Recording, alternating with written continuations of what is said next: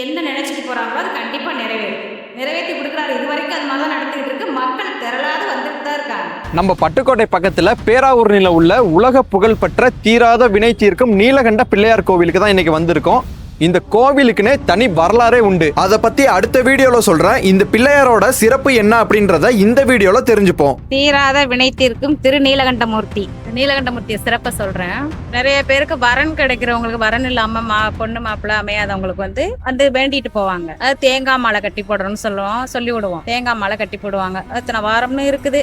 சில பேருக்கு நல்ல கொஞ்சம் தள்ளி போகும். கொஞ்சம் நாள் பட்டாலும் நல்லா சிறப்பா அமைச்சு கொடுப்பாரு. நம்ம நினைக்கிற மாதிரி பொண்ணு மாப்பிள்ளையோ அமைச்சு கொடுப்பாங்க. வெளியூர்ல இருந்து வர்றவங்க நல்லா வேண்டிட்டு போவாங்க. அனைத்து பேரும் ஒரு வண்டி சின்ன ஒரு பொருள் எடுத்தாலும் அது பாத்துல வச்சுட்டு எடுத்துட்டு போவாங்க. வெளியில இருந்து விபூதி பூசிட்டு தான் போவாங்க. இப்படி நிறைய வெளியூர்ல இருந்து வர்றவங்களுக்கு அவங்க இது என்ன நினைச்சிட்டு போறாங்களோ அது கண்டிப்பா நிறைவேறும். நிறைவேற்றி கொடுக்குறாரு. இது வரைக்கும் அது மாதிரி தான் நடந்துகிட்டு இருக்கு. மக்கள் திரளாது வந்துகிட்டு தான் இருக்காங்க. அதிகபட்சம் அவ்வளோ பேர் வர்றாங்க. இப்போ கூட சித்ரா பௌர்ணமி நடக்க போகுது. சித்ரா பௌர்ணமி பெருந்திருவிழா நடக்கும். 12 நாளைக்கு நடக்கும். எல்லாம் சிறப்பா இருக்கும். ஆமா, வர்ற வரன் அமைகிறதோ இல்லை குழந்தை பாய்க்கும், அது மாதிரி நிறைய இது நல்லபடியா நடக்கும். அது மாதிரி அமைச்சு கொடுத்துருக்காரு. பெரிய விசேஷங்களுக்கெல்லாம் எல்லாம் நம்பிக்கையோட வழிபட்டு போறாங்க. நம்பிக்கையா நடக்கும்.